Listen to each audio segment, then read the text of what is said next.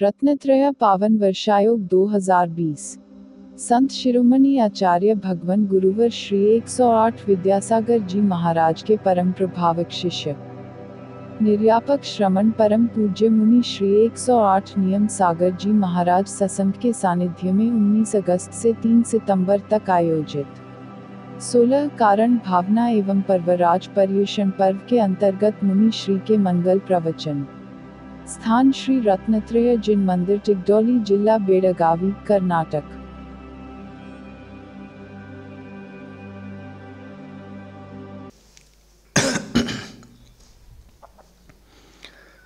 ओम नमः सिद्धेभ्यः।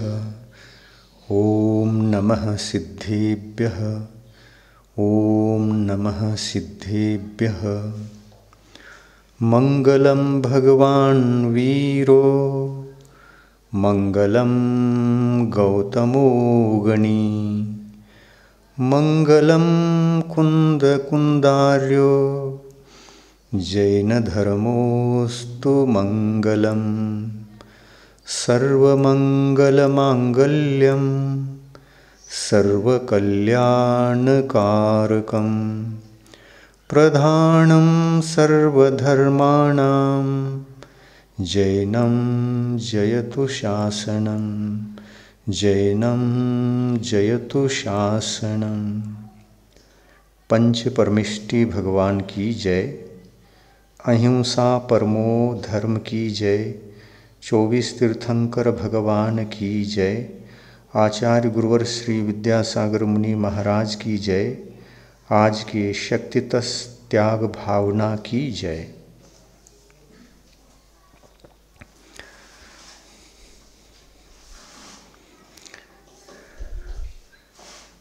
षोडश कारण भावनाओं की श्रृंखला में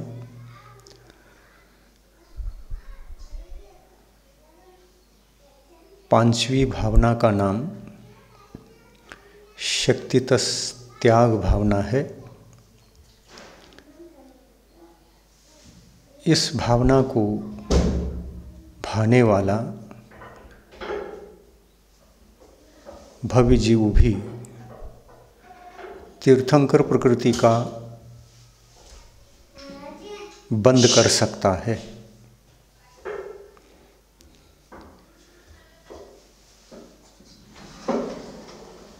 यह भावना विशिष्ट भावना है।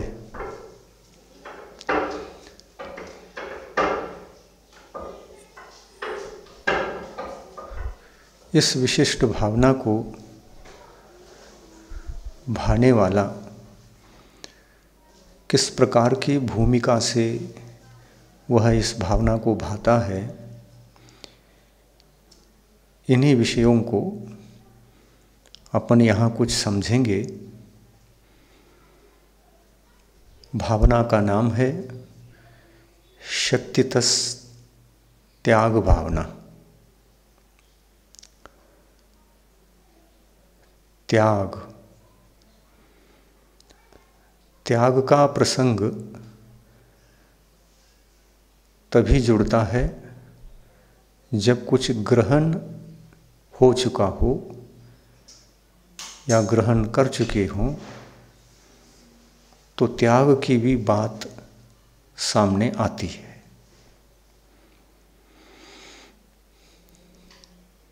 ग्रहण हुआ हो तो ही ग्रहण किए हुए उस पदार्थ को त्यागा जाता है।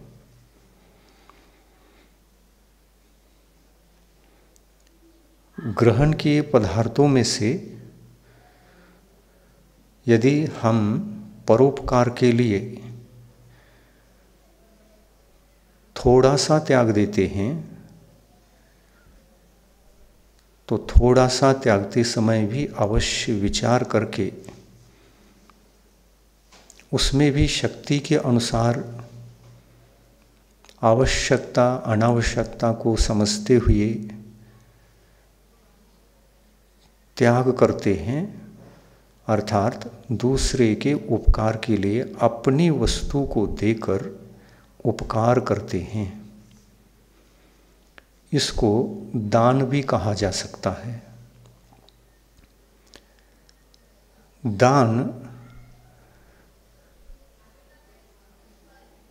दान है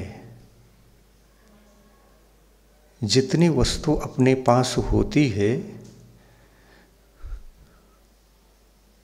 उस सब को दिया नहीं जाता, उसमें से कुछ देना दान है। और सब कुछ देना और पुनः ग्रहण नहीं करना यह दान नहीं, यह त्याग है। त्याग में और दान में यही महान अंतर होता है। यद्यपि मोक्ष मार्ग में, धर्म क्षेत्र में त्याग और दान दोनों ही धर्म की कोटि में आते हैं। दान धर्म की कोटि में यदि है, दान यदि धर्म की कोटि में है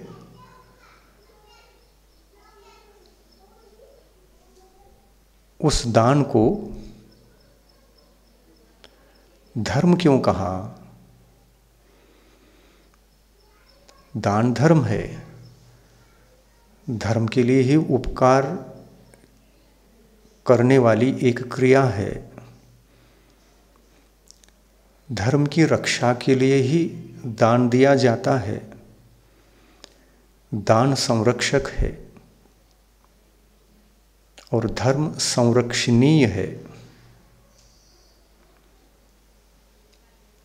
जिसकी हम रक्षा करते हैं उसके लिए यदि कुछ दिया जाता है और उसका उपकार हो जाता है तो इसी विषय को हम दान कहते हैं। त्याग अलग वस्तु है। जो कुछ भी अर्जित है उस सब को छोड़ देना, ये त्याग कहलाता है। दान से त्याग महान है या त्याग से दान महान है, यह प्रश्न यदि पूछते हैं तो यूं कहना चाहिए, त्याग हो तो ही दान की चर्चा होती है। त्याग हो, त्यागी हो, त्यागी का त्याग धर्म कहलाता है और वह अकिंचन्य होता है। उसके पास अपने पास कुछ भी नहीं रहता और कुछ भी जिसके पास नहीं रहता उनका भी जीवन जीना होता है, जीना पड़ता है, पर धर्म के साथ जी रहा है। उत्कृष्ट से उत्कृष्ट धर्म को अंगीकार जब हम करते हैं तो अकिंचन्य होना पड़ता है। आंशिक धर्म को जब हम धारण करते हैं तो उसमें अकिंचन्यता नहीं होती। अकिंचन्यता न होने से वह अधूरा धर्म कहलाता है। जैसे कि पंचम गुण स्थान का धर्म, धर्म भी है, धर्मांश है, तो वहाँ धर्मांश होने के साथ साथ ग्रहण किया हुआ जो अर्जित किया हुआ जो पदार्थ है उस पदार्थ का भी संबंध जीवन पर्यंत वहाँ होने से अर्जित किए हुए उसी पदार्थ में से वह दान की भी चर्चा करता है और दान की चर्चा ही नहीं, दान की अर्चा भी करता है, यानी क्रिया भी करता है।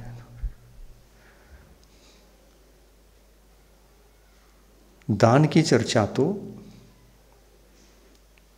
जो पौद्गलिक वस्तु का दान है, उस दान की चर्चा तो हम यह कह सकते हैं पंचम गुणस्थान तक होता है। चौथे गुणस्थानवर्ती अविरत सम्यक दृष्टि श्रावक दाता हो सकता है, किंतु त्यागी नहीं। त्याग धर्म वहाँ शून्य होता है।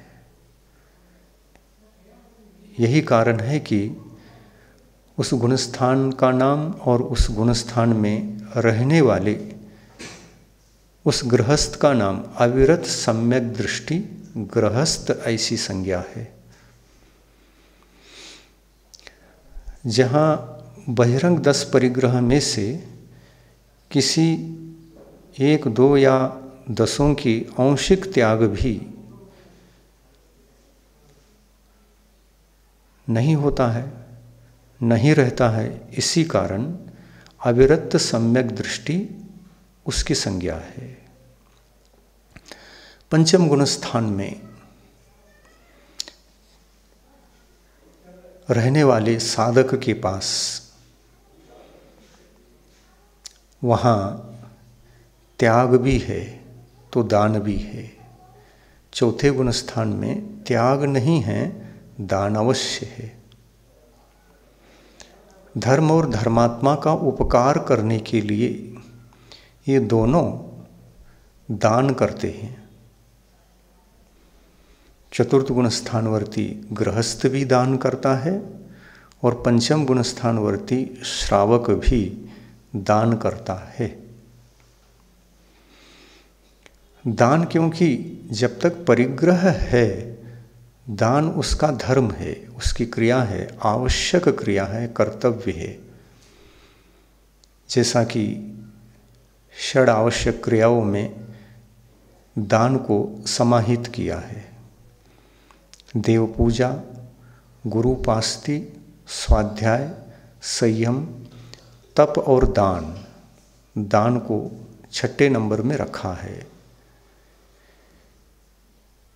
दान अपने आप में बहुत महत्वपूर्ण स्थान रखता है, किंतु दान देने के जो पात्र होते हैं उन पात्रों में एक उत्तम भी होता है, एक मध्यम भी होता है और एक जघन्य पात्र भी होता है। सुपात्र के ये 3 भेद समझना चाहिए। सुपात्र के 3 भेद हैं और सुपात्र से भिन्न 2 पात्र और होते हैं जिसमें दान दिया नहीं जाता, बल्कि इस देने की क्रिया से अपने आप को बचाया जाता है। वो कौन?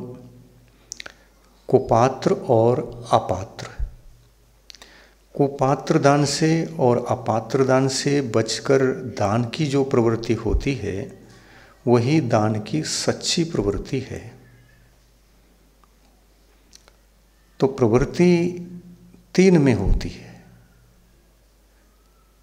पात्र तो 5 हैं, 2 उसमें हे हैं, 3 उपादेय हैं। 2 त्यागने योग्य हैं और 3 दान के योग्य होने से वो देय हैं। तो सुपात्र के 3 भेद हैं: उत्तम सुपात्र, मध्यम सुपात्र और जघन्य सुपात्र। 3 हैं।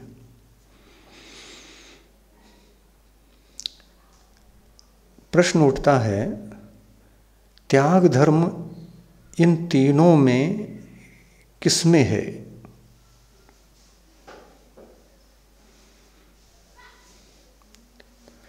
त्याग धर्म ये 3 सुपात्रों में किस किस के पास त्याग धर्म है, ये प्रश्न उठता है। यदि हम संपूर्ण त्याग की दृष्टिकोण से विचार करते हैं तो उत्तम पात्र में ही त्याग धर्म पाया जाता है और यदि एक देश त्याग धर्म को लेकर के विचार करते हैं तो पंचम गुण स्थानवर्ती एक देश त्यागी होता है, एक देश त्याग धर्म उनके पास भी रहता है। अब एक रहा जगन्य सुपात्र। जगन्य सुपात्र त्यागी होता है क्या? नहीं। तो यह विषय कषायों को लेकर के विचार करें तो विषय कषाय का जरा भी त्याग नहीं रहता। इसी कारण अविरत सम्यक दृष्टि इनका नाम है। परंतु और दृष्टि से हम विचार करते हैं तो बिल्कुल ये त्यागी नहीं है ऐसा नहीं कह सकते, क्योंकि इनके पास भी त्याग है। कौन सा त्याग? तो आत्म कल्याण हेतु जिस बड़े पाप को त्यागना चाहिए उन्होंने पुरुषार्थ करके त्याग दिया है। क्या त्यागा है? तो अंतरंग पाप। बहिरंग पाप जो होता है वो हिंसा, झूठ, चोरी, कुशील, परिग्रह पंच पाप हैं, किंतु इससे भिन्न अंतरंग भी एक त्याग करना होता है। वो क्या है? अंतरंग परिग्रह को अंतरंग पाप कहा है। अंतरंग पाप 14 होते हैं। 14 में से इन्होंने कितने का त्याग किया है ये पूछेंगे तो देखो 2 अंतरंग पाप को त्याग दिया है। कौन कौन से? एक मिथ्यात्व का। मिथ्यात्व कहने से उसमें कहना चाहिए सम्यक मिथ्यात्व को भी अंतर्भूत कर लेना चाहिए। सम्यक मिथ्यात्व कहो, ये दोनों ही पाप कर्म सम्यक्त्व धर्म के लिए सर्वघाती हैं। सम्यक प्रकृति देशघाती है, उसका त्याग नहीं किया जाता। देशघाती कर्म का उदय हो और सर्वघाती का उदय बिल्कुल ना हो तो उस वक्त सम्यक्त्व धर्म आत्मा के भीतर पाया जाता है। ये चौथे गुणस्थानवर्ती अविरत सम्यक दृष्टि जीव त्याग तो किया है, लेकिन अत्यंत महत्वपूर्ण यह विषय है कि उन्होंने जो त्यागा है वो सबके लिए अनिवार्य है। जिसको अंतरंग परिग्रह मिथ्यात्व कहते हैं उसका त्याग। मिथ्यात्व अंतरंग परिग्रह को त्यागे बिना न तो देश संयमी बन सकते हैं और न ही सकल संयमी बन सकते हैं। देश संयमी बनना और सकल संयमी बनना ये मिथ्यात्व त्याग के बिना तो संभव नहीं है। जब हम देश संयम की चर्चा करते हैं तो देश संयम विषयों के त्याग से संबंध रखता है।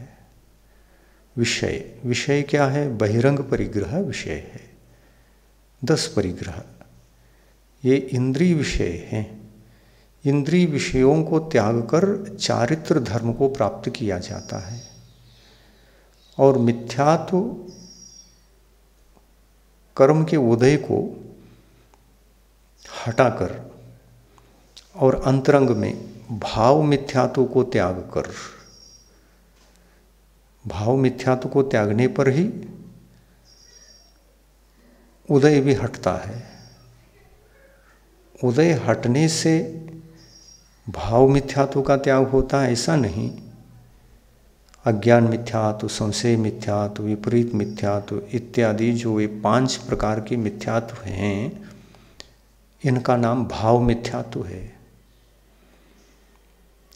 इन भाव मिथ्यात्व को त्यागने के लिए जिनेंद्र भगवान की वाणी शरण जाने योग्य हो जाती है। उसको समझना, पढ़ना, अध्ययन करना और उसमें जो आत्म कल्याण के लिए मार्ग खुलता है, सन्मार्ग पता चलता है, उस पर चलने का पुरुषार्थ करना। और ऐसा पुरुषार्थ करते समय व्यक्ति स्वाभाविक है कि जब आत्मा का बोध हो जाता है, आत्मा को जानने लगता है और आत्मा को तथा जगत की इस परिणति को, संसार अलग है, आत्मा अलग है, संसार क्या है, मोक्ष क्या है, मोक्ष की प्राप्ति का उपाय क्या है, साधन क्या है, इत्यादि इन बातों से परिचित हो जाता है। ऐसा परिचित हुए बिना तो सम्यक दर्शन की उपलब्धि होना संभव भी नहीं। यही कारण है कि ऐसे सम्यक दर्शन रूपी धर्म को जीवन में साकार करने के लिए 5 लब्धियों से ही गुजरना पड़ता है। ये 5 लब्धियाँ प्रथम गुण स्थान में रहने वाले भव्य जीवात्मा को होती हैं। भव्य जीव को भी ये लब्धियाँ होती हैं, तो अभव्य जीव भी इन लब्धियों में से कुछ लब्धि प्राप्त करता है। अभव्य को 5 लब्धियों में से 4 लब्धियाँ होती हैं और भव्य जीव को 5 हो सकती हैं।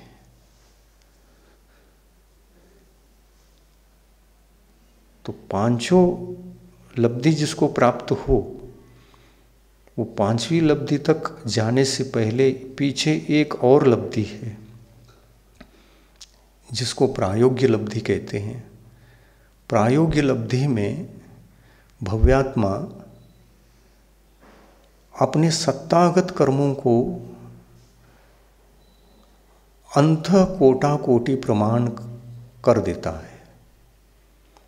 अंतः कोटा कोटि सागर, अंदर मतलब एक कोटि के भीतर भीतर का काल, अंतः कोटा कोटि, यानी एक कोटा कोटि के भीतर के काल को अंतः कोटा कोटि कहते हैं। और कर्मों में जो काल की अपेक्षा से फलदायक शक्ति होती है वह बहुत लंबी चौड़ी होती है। कोई कर्म फल देने वाला 70 कोटा कोटि का है, कोई फल देने वाला 40 कोटा कोटि का है, कोई 30 कोटा कोटि का है, कोई 20 कोटा कोटि का है। ये तो बहुत हो जाता है। 70 कहाँ, 40 कहाँ, 30 कहाँ, 20 कहाँ।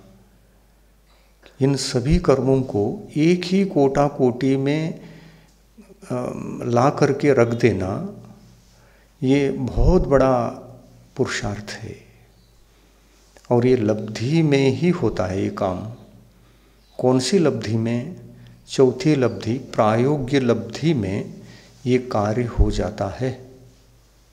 इस चौथी लब्धि से पूर्व की जो लब्धि है, तीसरी लब्धि, उसको देशना लब्धि कहा है। ये देशना लब्धि इतना महत्वपूर्ण है, इसके बिना तो कोई भी अपने जीवन को सम्यक तो मैं बना ही नहीं सकता।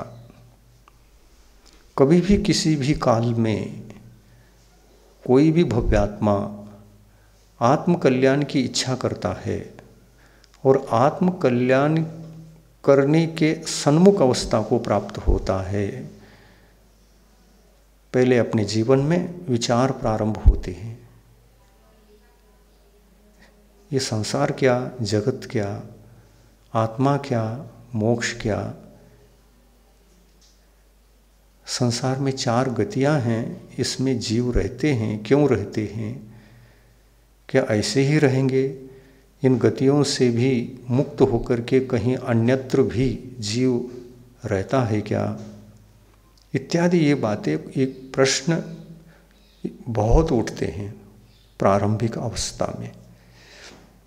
और इन प्रश्नों का उत्तर पाने के लिए देशना लब्धि की बड़ी आवश्यकता होती है। देशना लब्धि में इन्हीं बातों से परिचित होकर वह आत्मकल्याण करने हेतु अपनी भूमिका को तैयार करता है। जो नहीं कर पाता उनकी बात अलग है, परंतु जो कर रहा है, देशनालब्धि को प्राप्त करके आगे बढ़ना चाह रहा है, वो तो आगे बढ़ता ही है। भव्य जीव हो तो वह पूरी तरह से बढ़ करके अपने गंतव्य स्थान को प्राप्त करता है, किंतु अभव्य जीव अपने गंतव्य स्थान को प्राप्त नहीं कर पाता, क्योंकि देशनालब्धि उनको भी है और देशनालब्धि के पश्चात विशुद्धि का बढ़ना उनके लिए भी हो जाता है। विशुद्धि बढ़ने के कारण से उस अभव्य जीव के जीवन में जो कर्म उदित हैं वो सारे के सारे हैं। वहाँ पर मोहिनी कर्म की 26 प्रकृतियों की सत्ता रहती है, 25 तो चारित्र मोहिनी की और एक ही दर्शन मोहिनी मिथ्यात्व। वहाँ सम्यक मिथ्यात्व और सम्यक प्रकृति नहीं है, क्योंकि अभव्य जीव अनादिकाल के इतिहास में कभी एक बार भी सम्यक दर्शन न तो प्राप्त कर चुका होता है और न ही वर्तमान में यह सम्यक दर्शन प्राप्त हो सकता है और न ही भविष्य में जाकर के कभी प्राप्त कर सकता है, क्योंकि बस यही तो अभव जीव की एक विशेषता होती है। और यह अभव्यत्व पारिणामिक भाव होने से, परिणाम से, भावों से इसका निकटतम संबंध है। अभव्यत्व का परिणाम नैसर्गिक होते हैं। नैसर्गिक का मतलब वो निसर्ग नियम से होने वाले परिणाम, ये त्रैकालिक हैं। अभव्य जीव के पास त्रैकालिक नहीं, अनादि से थे। कैसे थे भाव? मिथ्यात्व के भाव अनादिकाल से थे, वर्तमान में भी हैं, लेकिन भविष्यत काल में, भावी काल में ये मिथ्यात्व के भाव रहेंगे, यह नियम नहीं।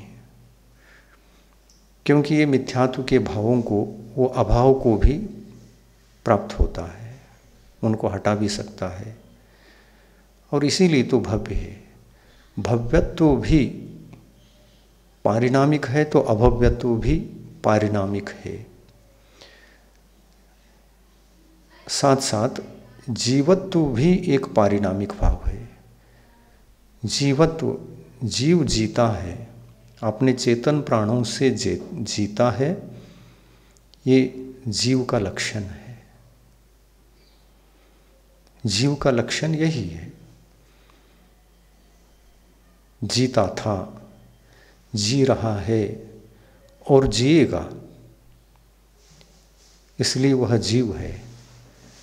ये जीवत्व, जी रहा है, जीता था, जिएगा, यही जीवत्व है। इसका अभाव कभी नहीं हो सकता, इसलिए ये पारिणामिक भाव है। और यह जीवत्व किसी कर्म के उदय से भी संबंध नहीं रखता। पारिणामिक भाव जो होते हैं कर्म के निमित्त से होने वाले भाव नहीं होते। पारिणामिक भाव तो पारिणामिक भाव है, नैसर्गिक हैं, वो स्वाभाविक हैं। इन स्वाभाविक भावों को लेकर के जब हम ये विचार करते हैं कि नैसर्गिक भाव, स्वाभाविक भाव जब भी होते हैं तो अपनी विशेषता को लेकर के ही होते हैं। जैसे भव्य जीव के भास भव्यत्व पारिणामिक भाव है तो आज न कल वह मोक्ष को प्राप्त करेगा। हाँ, ये बात अलग है, भव्यत्व मार्गना में वैसे हम भेद करके जब विचार करते हैं तो भव्यत्व मार्गणा में ऐसा भव्य जीव भी है जो कभी न मोक्ष गया था, न जा सकता है, न जाएगा। अभव्य नहीं है, भव्य ही है। परंतु ऐसा भी एक भव्य है जिसका नाम अभव्य सम भव्य। भव्य है लेकिन अभव्य के समान है। तो अभव्य समभव्य जीव के जो परिणाम है, ये परिणाम भी अपने आप में एक नैसर्गिक हैं। किसी कर्म के उदय के निमित्त आदि से इस प्रकार के परिणाम होते हैं ऐसा हम नहीं कह सकते। अपने आप में ये भी परिणाम नैसर्गिक हैं और ये नैसर्गिक परिणाम के कारण से उसकी स्थिति ये बनती है कि उसको निमित्त नहीं मिल पाता। निमित्त के अभाव के कारण से वह निर्वाण को प्राप्त नहीं कर पाता, सम्यक्त्वादी धर्म को धारण नहीं कर पाता, निमित्त के अभाव के कारण। तो निमित्त से वंचित रहकर वह अभव्य सम भव्य जीव अभव्य के समान ही संसार में अनादि अनंत काल तक रहता है। ऐसा भी केवली भगवंतों ने केवल ज्ञान के द्वारा कहा है।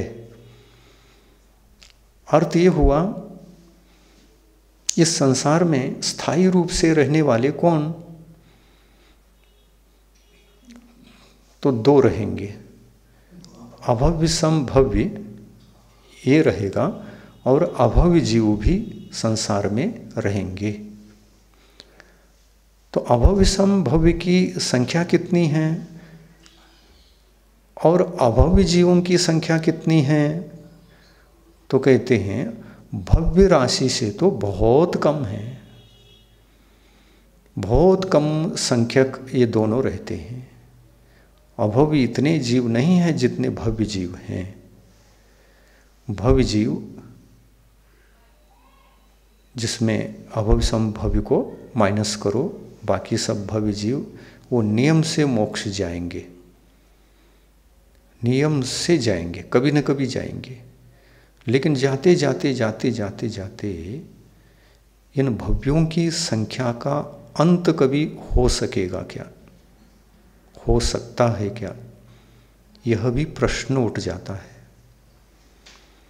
तो देखिए, केवली भगवान के ज्ञान में जो आया है, केवली भगवान के ज्ञान में जो ये विषय प्रस्तुत हुआ है, उसके आधार से यदि हम विचार करते हैं तो केवली भगवान कहते हैं कि भव्यों की संख्या अक्षय अनंत है, ऐसा कहते हैं। अभव्यों की संख्या उनसे कम है और अभव्य सम भव्यों की संख्या वो भी कम है। पर इन दोनों से अधिक संख्यक जीव भव्य जीव हैं और ये भव्य जीव नियम से मोक्ष जाते हैं और ये उन दोनों से भिन्न हैं। इनका स्वतंत्र ग्रुप है, उनका स्वतंत्र ग्रुप है। दो ग्रुप वाले तो कभी मोक्ष जाएंगे नहीं और ये कभी न कभी मोक्ष जाएंगे, कभी न कभी जाएंगे। लेकिन जाते जाते कभी किसी काल में ये संसार में रहने वाले सारे भव्य जीव अंत को प्राप्त होंगे क्या? मोक्ष जाकर के संसार खाली हो जाएगा क्या भव्य जीवों से? इस प्रश्न का यदि हम उत्तर भगवान की वाणी में ढूंढते हैं तो इसका भी उत्तर मिलता है। भगवान कहते हैं इन जीवों की संख्या अक्षय अनंत की है, तो ये खाली कैसे होंगे? मतलब अक्षय अनंत का क्या स्वरूप है? अक्षय अनंत का मतलब होता है जो कभी क्षय को प्राप्त नहीं होगा, वो भी एक संख्या है, कभी क्षय को प्राप्त नहीं होगा। आप क्या सुनना चाहते हैं कि ये भी खत्म हो जाएंगे? तो खत्म ही हो जाएंगे तो फिर उनको अक्षय अनंत की संज्ञा हम नहीं दे सकते। क्योंकि भगवान ने अक्षय अनंत की संज्ञा दे दी है। तो अक्षय अनंत का स्वरूप तो ये बनता है, उसका डेफिनेशन, उसकी परिभाषा तो ये है जिसका आदि मध्य और अंत नहीं होता, वह अनंत है। एक अनंत और भी होता है, इससे भिन्न है वो, लेकिन एक अनंत वह भी है जिसका आदि मध्य और अंत नहीं होता है। यदि आदि है तो उसका अंत भी रहेगा, आदि है तो उसका मध्य भी रहेगा। तीन में से कोई एक हो तो तीनों रहेंगे। मध्य को पहचान लोगे तो आदि भी रहेगा और अंत भी रहेगा, और अंत को पहचान लोगे, अंत को पता लगाओगे तो फिर आदि भी पता लग जाएगा, मध्य भी पता लग जाएगा। लेकिन ऐसा नहीं है। ये अक्षय अनंत की परिभाषा तो ये है कि इसका न आदि है, न मध्य है, न अंत है। इसी का नाम अक्षय अनंत है। अक्षय जिसका क्षय नहीं है, और जिसका क्षय ही नहीं है तो कहाँ से क्या लगाओगे? तीन में से कोई एक पकड़ में आ जाए, आदि पकड़ में आ जाए, मध्य पकड़ में आ जाए या अंत पकड़ में आ जाए तो क्षय हो जाएगा। लेकिन ये अक्षय है। इस अक्षय अनंत को सबसे बड़ी, सभी संख्याओं में सबसे बड़ी संख्या है ये, उत्कृष्ट। तो भव्य जीव कितने संख्यक हैं? अभव्य तो उनका आदि भी है, मध्य भी है, अंत भी है। देखिए, एक अनंत भी है जिसका आदि मध्य और अंत नहीं होता, ऐसा एक अनंत है। वह अनंत दो संख्या से, दो प्रकार की संख्या से, एक संख्यात और एक असंख्यात, संख्यात से बड़ा होता है असंख्यात, और असंख्यात से बड़ा होता है सक्षय अनंत। एक अक्षय अनंत, कितने भेद करोगे? 4। संख्यात जो सबसे छोटा माना जाता है, असंख्यात जो इससे बड़ा होता है, सक्षय अनंत उससे बड़ा होता है, अक्षय अनंत सबसे बड़ा होता है। तो भव्य जीवों की जो इस संसार में संख्या है वो अक्षय अनंत की है। और संख्यात तो संख्यात है, संख्यात का आदि भी होता है, मध्य भी होता है, अंत भी होता है। असंख्यात का भी आदि मध्य अंत पहचान सकते हैं। सक्षय अनंत है, इसके भी आदि मध्य अंत है, लेकिन परस्पर में एक दूसरे से ये बड़े हैं। संख्यात छोटा है, उससे बड़ा है असंख्यात, उससे बड़ा है सक्षय अनंत। सक्षय अनंत, सक्षय यानी क्षय से सहित। काल कहीं न कहीं खत्म होता है, क्षय है। जिस काल का क्षय हो उस काल का फिर आदि भी है। जो काल नष्ट हो रहा है तो उस काल का आदि भी हो सकता है। तो सक्षय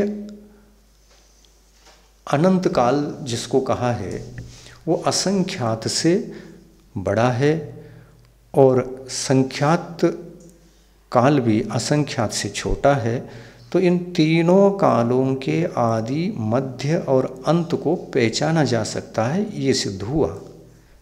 अब जिसको पहचानना ही संभव नहीं है वह अक्षय अनंत है। यही कारण है कि केवली भगवान ने कहा यह मोक्ष मार्ग और मोक्ष और संसार, यह सब अक्षय अनंत की कोटि में चला जाता है। प्रश्न उठाया जाए, सबसे पहला अनादि अनंत काल के पीछे सबसे प्रथम बार किसको मोक्ष हुआ था? तो केवली भगवान ने अपने केवल ज्ञान में इस बात को भी नहीं कहा है कि फलाने जीव गया था,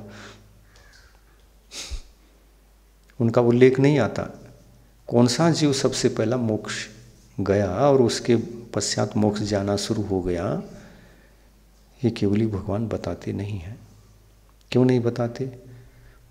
बताने को कुछ हो तो बता सकते हैं, वो है ही नहीं है ना। कौन पहले गए ये है ही नहीं। भविष्य को देखो तो अक्षय अनंत है वो।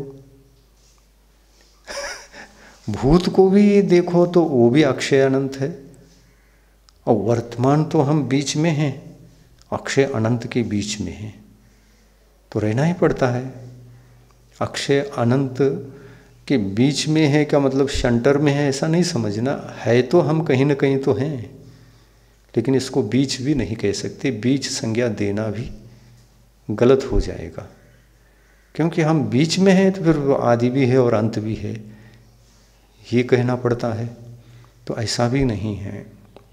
बस जीव अनादि काल से मोक्ष जा रहे हैं, अनादि काल तक जाते रहेंगे, और जो भी मोक्ष जाते हैं वर्तमान काल में ही जाते हैं। वर्तमान, भविष्य में तो कोई नहीं जाता। भूत में तो जा चुके हैं, जा नहीं रहे हैं, जाने वाले वर्तमान से ही जाते हैं। तो वर्तमान काल, वर्तमान काल भी एक काल है, जो काल सभी में रहता है।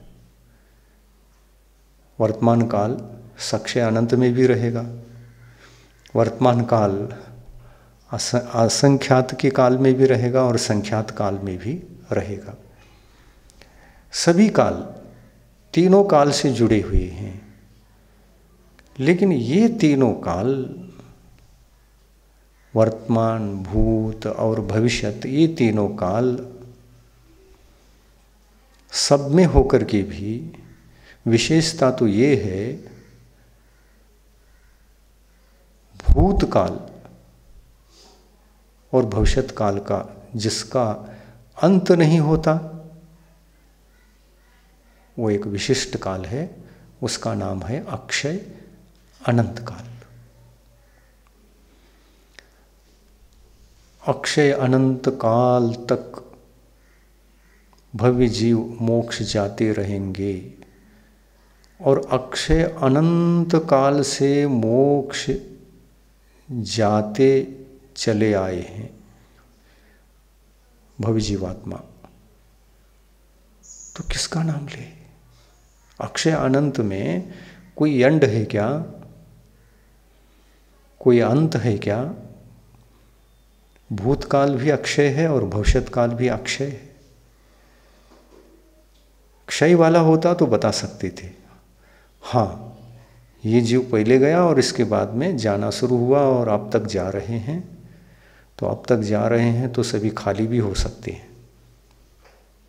किस संख्या के अनुसार? सक्षय अनंत के अनुसार। जीव सक्षय अनंत होते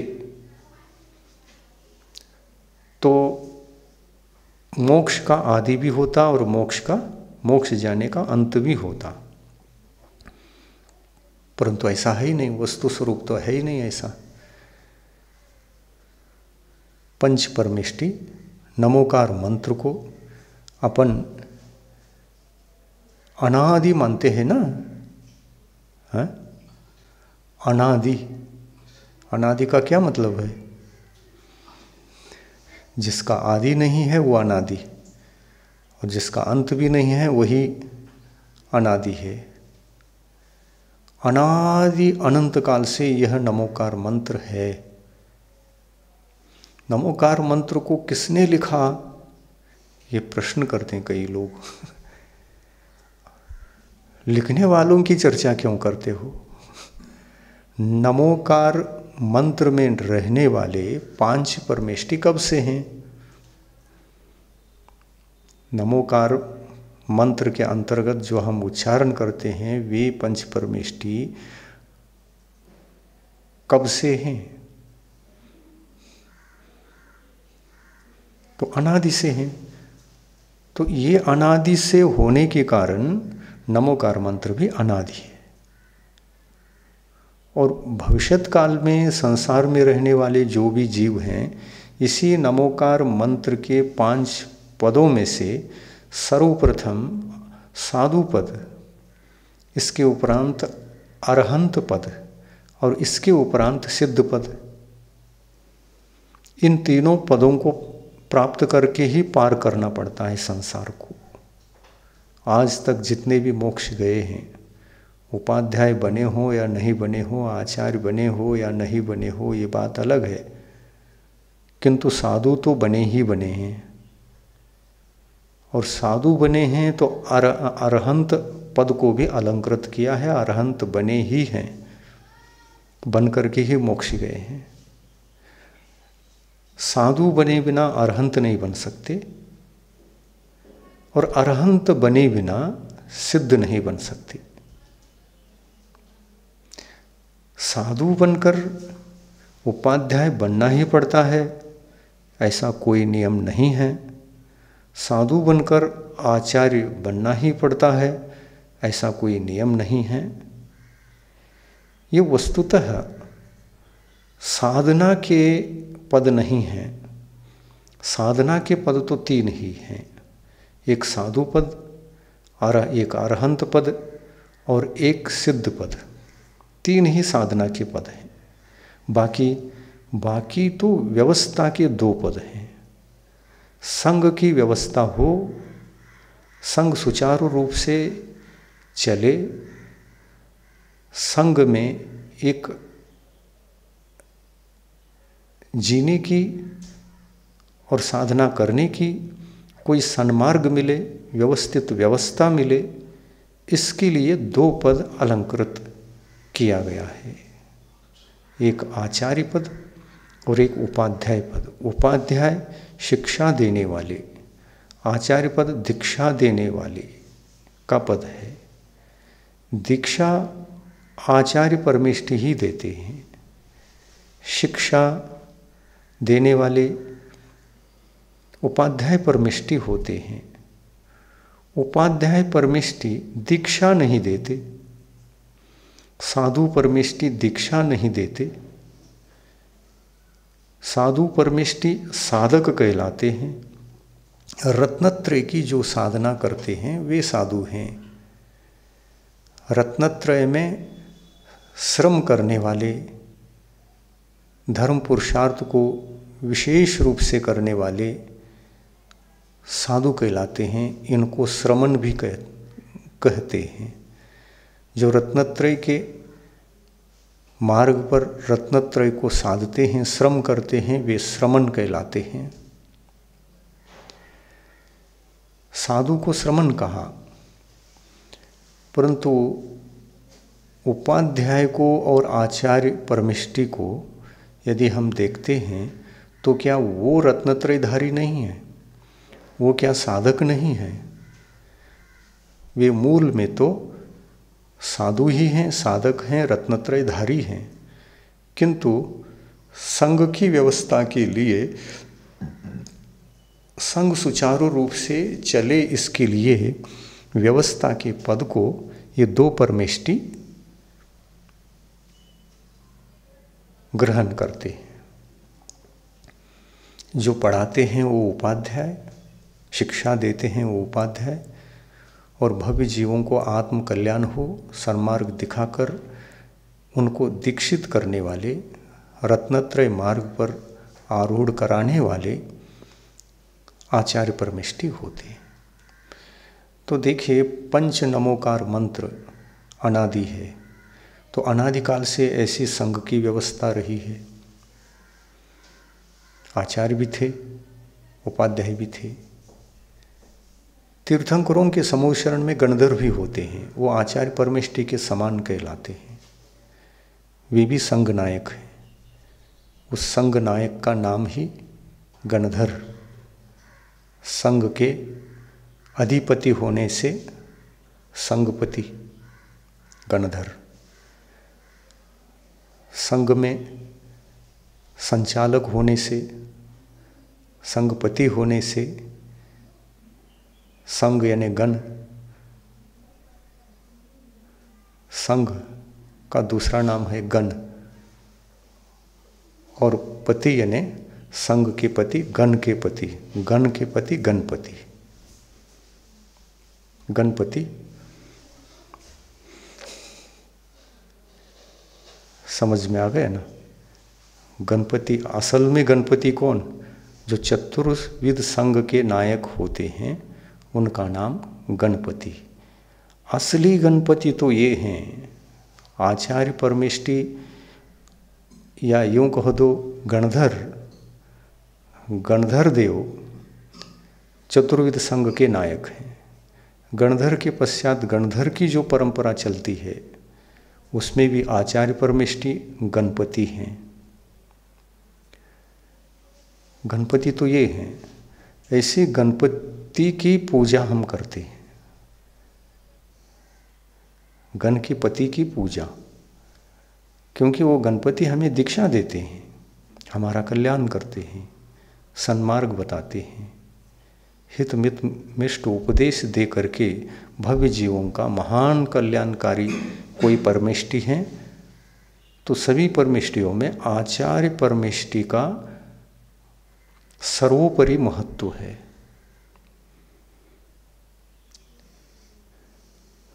तीर्थंकर के पश्चात गणधर, और गणधर के पश्चात गणधर की परंपरा में जो आचार्य परमेष्टि होते हैं, तीर्थ के ही, उस तीर्थ के नायक वे ही मुख्य रूप से हुआ करते हैं। तो बात ऐसी है, ऐसे जो पंच परमेष्टि है ना, ये पंच परमेष्टि त्याग के मूर्ति हैं। इनमें त्याग धर्म पाया जाता है, इनको त्यागी कहा जाता है। उत्तम त्याग जो होता है कितने परमेष्टियों में होता है? साधु परमेष्टि, उपाध्याय परमेष्टि और आचार्य परमेष्टि, इन तीन परमेष्टियों में उत्तम त्याग धर्म होता है। और जहाँ उत्तम त्याग धर्म होता है ना, वहाँ पर 10 धर्म सारे के सारे स्वाभाविक रूप से ही होते हैं। जहाँ उत्तम त्याग है उत्तम क्षमा भी रहेगा। ये एक दूसरे में इन एक दूसरे ये जुड़े हुए हैं एक तरह से। और ये तो हो गया उत्तम त्याग, किंतु उत्तम त्याग धर्म की उत्पत्ति के पूर्व 4 धर्मों की उत्पत्ति होती है। उत्तम क्षमा, उत्तम मार्दव, उत्तम आर्जव और उत्तम सत्य। आज तो हम भावना को समझ रहे हैं, लेकिन यह भावना त्याग से जुड़ा हुआ है, इसलिए उत्तम त्याग भी इससे जुड़ करके इसके साथ उसका भी संबंध हो जाता है। तो उत्तम त्याग धर्म को धारण करने वाले भी तीर्थंकर प्रकृति का बंद करते हैं। और उत्तम त्याग दिगंबर मुनियों के पास होता है, जो अंतरंग 14 परिग्रह और बहिरंग 10 परिग्रह त्यागते हैं ना, उनके जीवन में उत्तम त्याग धर्म होता है। ऐसे उत्तम त्याग धर्म के मूर्ति 3 परमेष्टि इस 10 धर्म को साधते साधते साधते अपने चारित्र को ऊंचाई पर जब ले जाते हैं, तो इसी 10 धर्मों के बल पर वे केवल ज्ञान को प्राप्त करते हैं।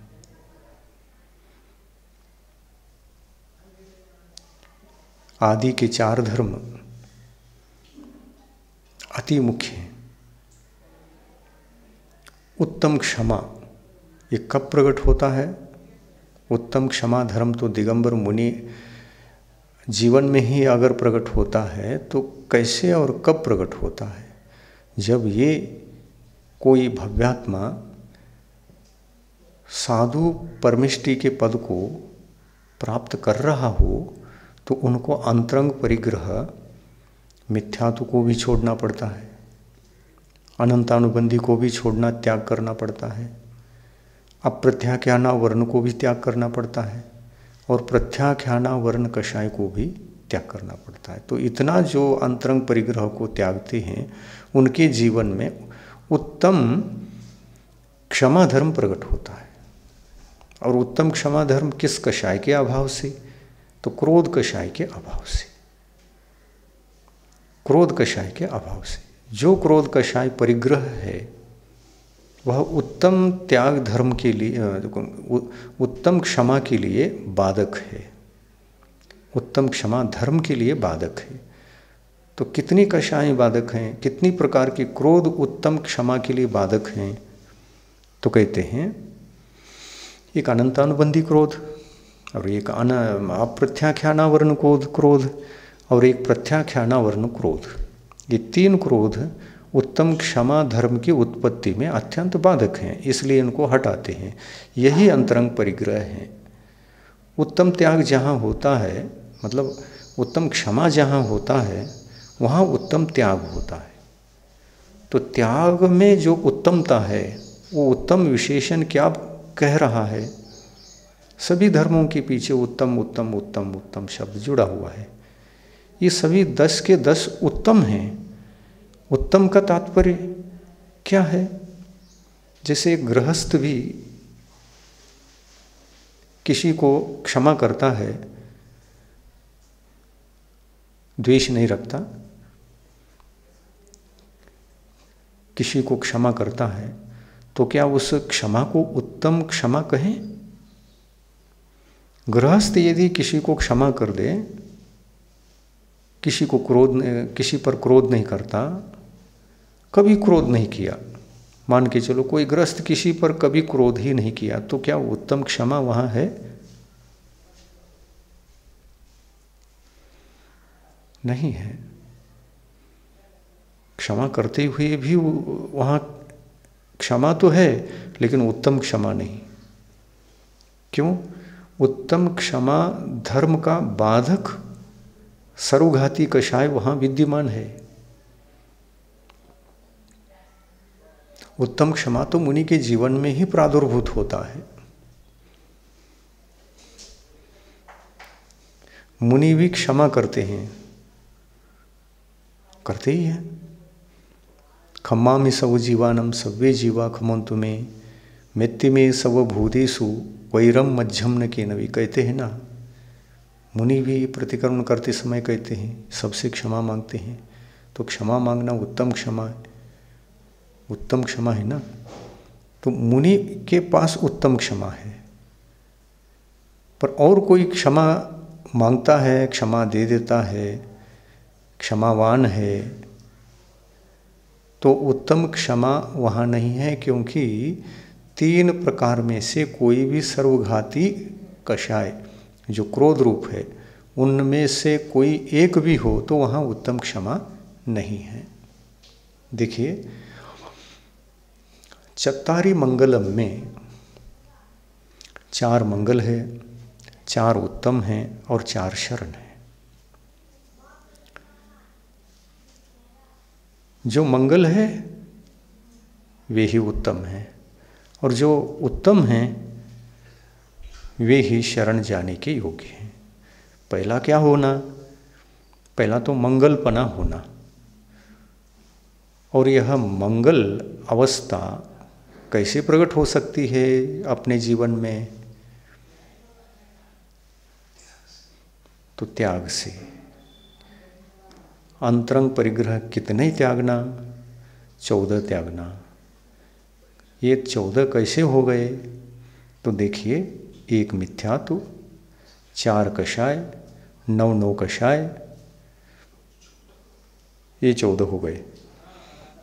9 और 4 और 1 मिथ्यात्व, ये 14 होते हैं। यहाँ 4 कषाय कहा। ये 4 कषाय कौन, ये यदि विचार करते हैं तो क्रोध, मान, माया, लोभ ऐसा कहते हैं, पर ये किस टाइप के, कितने प्रकार के, ये भी प्रश्न उठता है। तो जो मुनि बनने के लिए, साधु परमेष्टि पद को अलंकृत करने के लिए, प्राप्त करने के लिए जो जो क्रोध, जो जो मान, जो जो माया, जो जो लोभ बाधक है, विघ्नकारक है, उस क्रोध को, उस मान को, उस माया को, उस लोभ को त्यागना, ये अंतरंग परिग्रह का त्याग है। और नव कषाय, नव कषाय कषायों के सपोर्ट करने वाले होते हैं। कषाय के लिए जो सहयोग करते हैं वो नौ कषाय हैं, सहयोगी हैं वो। नौ कषाय को नौ कषाय कहा क्योंकि वो कषाय नहीं, कषाय के लिए सहयोग करने वाले होने से अकषाय कहा। और कषायवत कषाय नहीं है, वो किंचित कषाय होने से अकषाय कहा।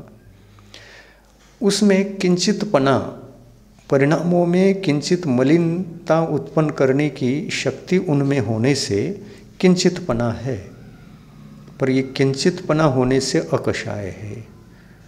इसको अकषाय भी संज्ञा है और नो कषाय भी संज्ञा है। तो दो में से कोई भी नाम अपन ले सकते हैं। किंचित कषाय, अकषाय, इसकी उत्पत्ति ऐसा है, किंचित कषाय अकषाय, अथवा किंचित कषाय नो कषाय।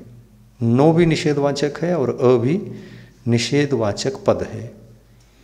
कषाय शब्द तो कषाय है जो दुख देता है आत्मा को। कष्यति आत्मानम इति कषायः, जो आत्मा को सदा दुख दे उसका नाम कषाय है। अकषाय, जो कषाय को पुष्ट करे, वो अकषाय भी अंतरंग परिग्रह है। जैसे 4 कषाय परिग्रह है तो 9 कषाय भी अंतरंग परिग्रह है।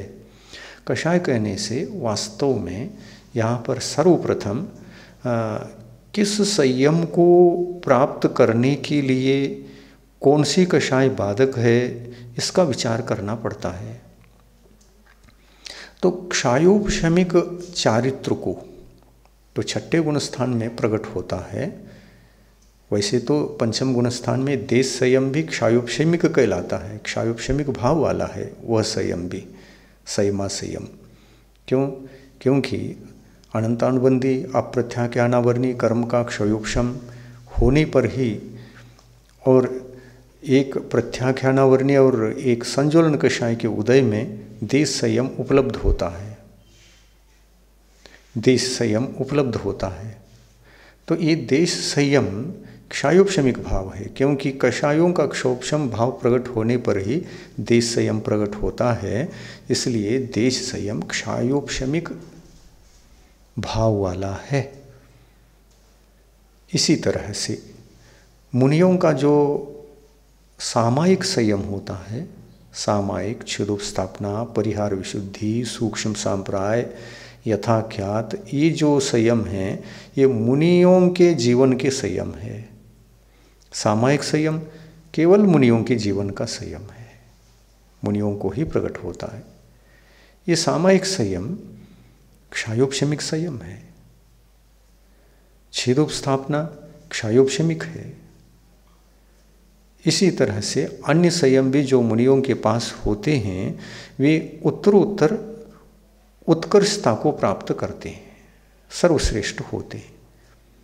अंत में सर्वश्रेष्ठता की अपेक्षा से अंत में कोई यदि संयम है तो यथाख्यात संयम है। ये यथाख्यात संयम उत्कृष्ट संयम है, सर्वोत्कृष्ट है। परंतु यथाख्यात संयम की उपलब्धि के लिए क्षायोपशमिक संयम को प्रकट करना पड़ता है। और क्षायोपशमिक प्रकट संयम प्रकट होने के बाद ही औपशमिक संयम या तो क्षायोपशमिक संयम, इनको प्रकट करना पड़ता है। क्रम ऐसा है मुनियों के जीवन में, सबसे पहले यदि कोई संयम प्रकट होगा तो वह क्षायोपशमिक संयम प्रकट होगा। इसके पश्चात फिर दो में से कोई एक हो सकता है। औपशमिक चारित्र भी हो सकता है और क्षायिक चारित्र भी हो सकता है। मान के चले क्षायिक चारित्र प्रकट हो गया तो क्षायिक चारित्र तो संपूर्ण चारित्र मोहिनी और दर्शन चारित्र मोहिनी के क्षय से प्रकट होगा, दर्शन मोहिनी के क्षय से सम्यक तो पैदा होगा, किंतु चारित्र मोहिनी के क्षय से चारित्र प्रकट होगा। तो चारित्र मोहिनी के 25 प्रकृतियों का क्षय जहाँ हुआ वहाँ क्षायिक चारित्र पूर्णतः प्रकट हो जाता है, उससे पहले नहीं। जीवात्मा के क्षायिक परिणाम रहते हैं और इन्हीं परिणामों के साथ गुणस्थानों को क्रमशः चढ़ता है। क्षायिक परिणाम होने के कारण जीव के पास कर्मों के क्षय करने योग्य परिणाम उपलब्ध होने के कारण से इस क्षायिक चारित्र को 8वें गुणस्थान से ही स्वीकार किया जाता है, क्योंकि भाव क्षायिक हैं, औपशमिक नहीं, क्षायोपशमिक नहीं है, इसलिए क्षायिक है। भाव क्षायिक होने से क्षायिक चारित्र की उपलब्धि 8वें से ही माना जाता है, क्योंकि परिणाम उपलब्ध हो गए तो चारित्र भी उपलब्ध हो गया। यही परिणाम उस क्षायिक चारित्र को पूर्णतः सिद्ध कर सकेंगे अंतर्मुहूर्त काल में, केवल अंतर्मुहूर्त काल में। इसलिए एक क्षायिक है, 8वें गुणस्थान में रहने वाला चारित्र भी क्षायिक चारित्र हो गया।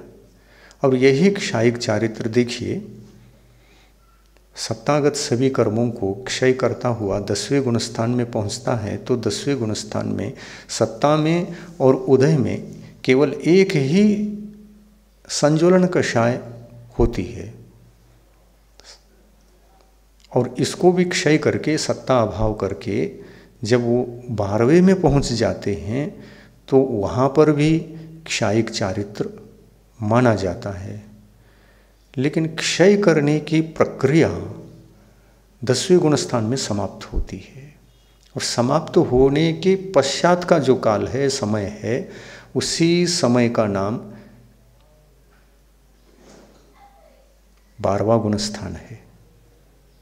12वें गुणस्थान का नाम क्या है? क्षीण मोह गुणस्थान। क्षीण मोह, जिस जीव के सारे मोहनी कर्म क्षीण हो चुके हैं, नष्ट हो चुके हैं, जहाँ मतलब कहाँ? 10वें गुणस्थान में। 10वें गुणस्थान में क्षीण हो चुके हैं जिस आत्मा के मोहनी कर्म 25 प्रकृतियाँ, वो ही क्षीण मोह गुणस्थान में प्रवेश कर सकता है। जब तक क्षीण नहीं हुई तब तक 12वां गुणस्थान नहीं है। अभी एक समय भी अगर बाकी है क्षीण करने में तो भी 12वां गुणस्थान नहीं होगा, तो भी वो क्षीण मोही नहीं कहलाएंगे, वो सूक्ष्म संज्वलन के उदय में सूक्ष्म सांप्राय गुणस्थान वाले ही कहलाएंगे। बादर कषाय को सूक्ष्म बनाया, बादर कषाय को सूक्ष्म बनाया और सूक्ष्म बना करके कषाय को क्षीण किया, उसको भी जीत लिया और जीतने के पश्चात 12वां गुणस्थान हो गया। 12वें गुणस्थान का काल भी अंतर्मुहूर्त है। अब 12वें में प्रवेश करते ही इस संयम का नाम कुछ बदल जाता है। क्या हो जाता है?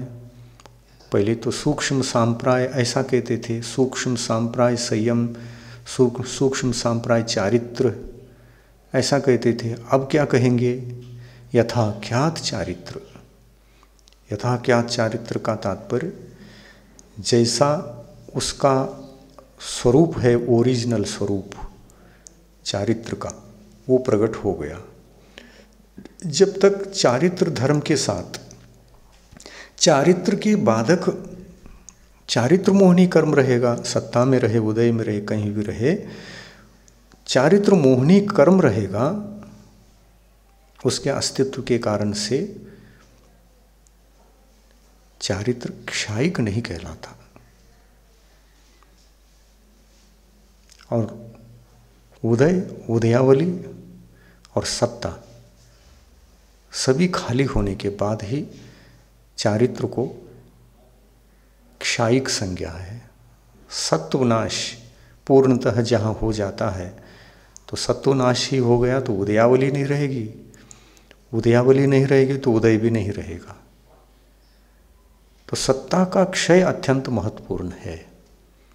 सत्ता का क्षय करने वाले 10वें गुणस्थान वर्ती सूक्ष्म सांप्राय गुणस्थान वाले संयमी मुनिराज को सूक्ष्म सांप्राय संयम वाले मुनि महाराज ऐसा कहते हैं, और वही गुणस्थान का नाम है।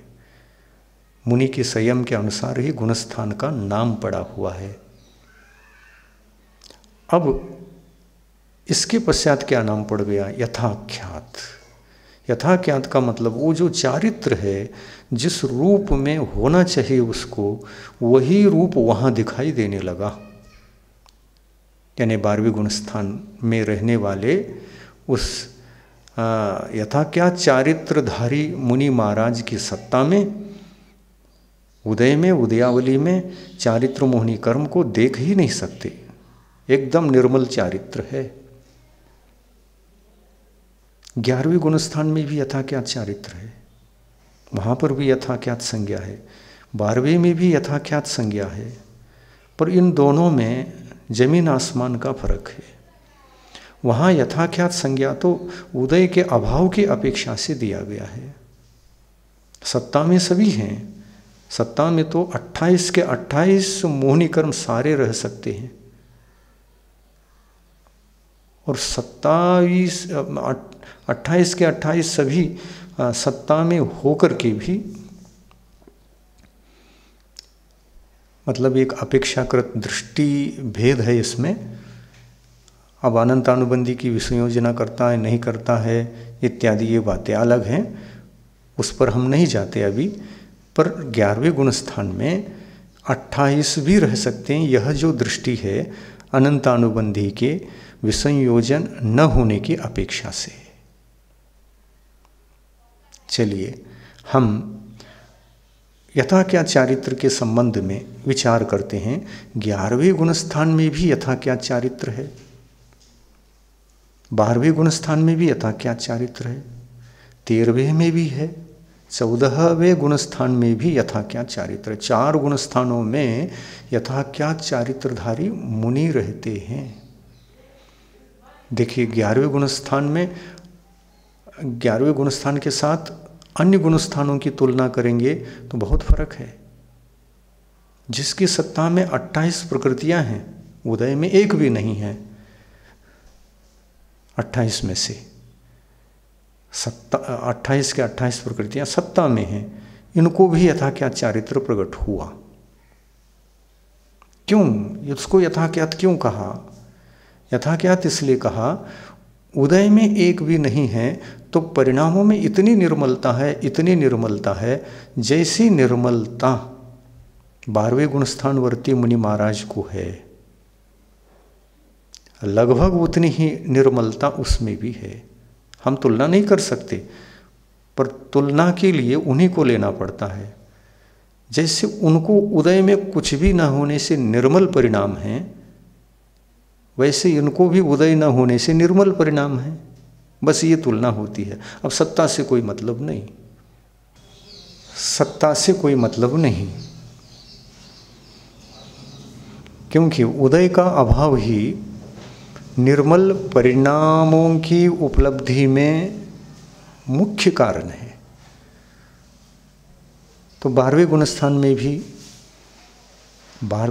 में भी निर्मलता उदय अभाव से उतनी है, और 11वें गुणस्थान में भी निर्मलता उतनी है।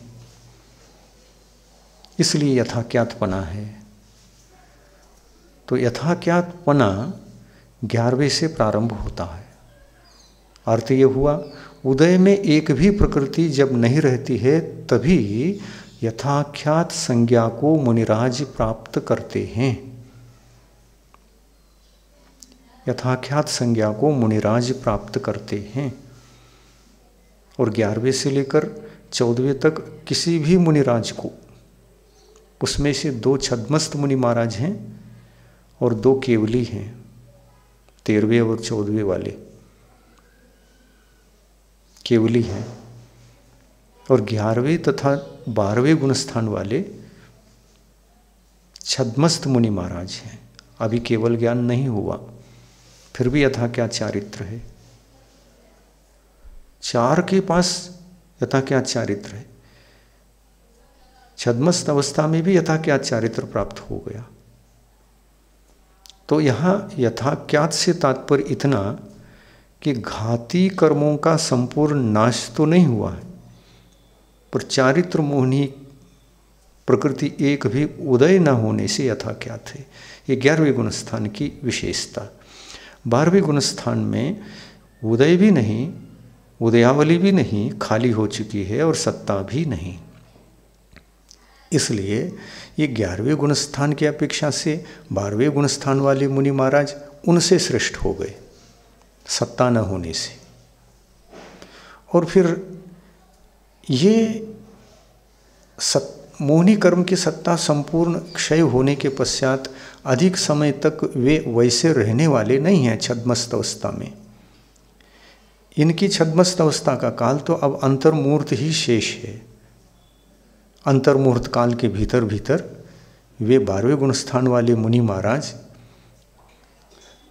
घाती कर्म, संपूर्ण घाती कर्म को क्षय करके केवल ज्ञान को प्राप्त करते हैं। घाती कर्मों में कौन कौन से आते हैं?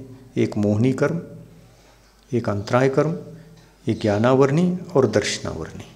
इतने कर्मों का क्षय करते हैं। क्षय करने के पश्चात ये केवली बनते हैं। ज्ञानावर्ण का और दर्शनावर्ण का क्षय हो गया तो अनंत ज्ञाता और अनंत दृष्टा।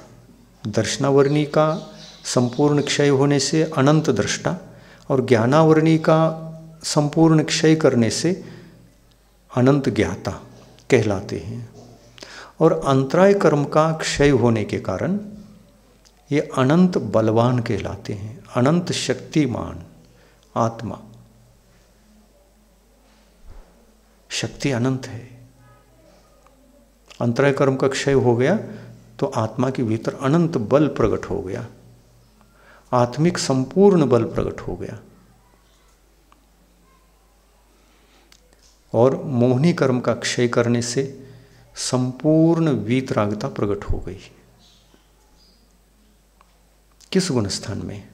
संपूर्ण वीतरागता का गुणस्थान है 12वां। 10वां तो कह नहीं सकते, सत्ता है। तो मोहनी कर्म के क्षय से आत्मा वीतरागी बनता है, अंतराय कर्म के क्षय से अनंत बलवान बनता है, ज्ञानावरण के क्षय से अनंत ज्ञानी बनता है और दर्शनावरण के क्षय से अनंत दर्शक बनता है। यानी देखने की शक्ति भी अनंत, यानी अनंत को विषय बना सकता है आत्मा। लोकाकाश, अलोकाकाश, उसमें विद्यमान सारे द्रव्य, उनके गुण, उनकी पर्यायें, ये कितना सारा है। अक्षय अनंत तो जीव हैं, अक्षय अनंत काल तक मोक्ष जाते रहेंगे ऐसे जीव बहुत सारे हैं। उन प्रत्येक सारे के सारे जीवों का एक साथ उस ज्ञान में जानने और देखने की क्षमता है, केवल ज्ञान में। तो कितना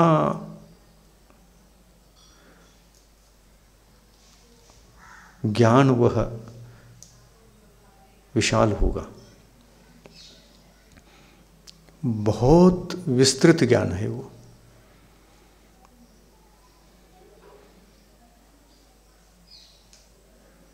अक्षय अनंत को भी जानने की क्षमता उस ज्ञान के पास। पर उसी ज्ञानी से हम अगर पूछते हैं, हे भगवान आप अक्षय अनंत को जानते हैं, तो सबसे पहले मोक्ष कौन गए? बताओ भगवान।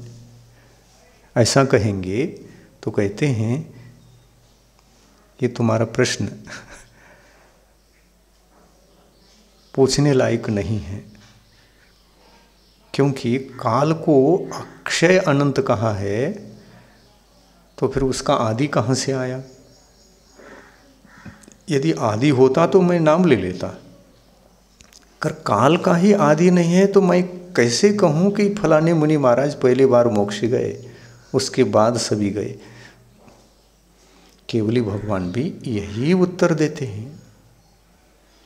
वस्तु स्वरूप जैसा होता है वैसी ही केवल ज्ञान की वाणी होती है, केवल ज्ञानी की वाणी होती है। वस्तु स्वरूप कैसा है? अक्षय अनंत का स्वरूप अक्षय अनंत रूप है, तो उसमें जो पंच परमेष्टि हैं वो भी अक्षय अनंत काल से आज चले आ रहे हैं, तो नाम कैसे लेंगे?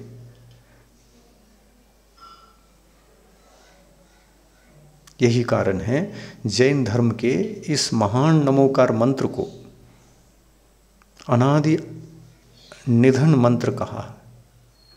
अनादि काल से चला आ रहा है, अनंत काल तक चलता रहेगा। पंच परमेष्टियों का अभाव नहीं होगा। 2.5 द्वीप के भीतर आर्यखंड से ही मोक्ष होता है, आर्यखंडों से, म्लेच्छ खंडों से तो होता नहीं।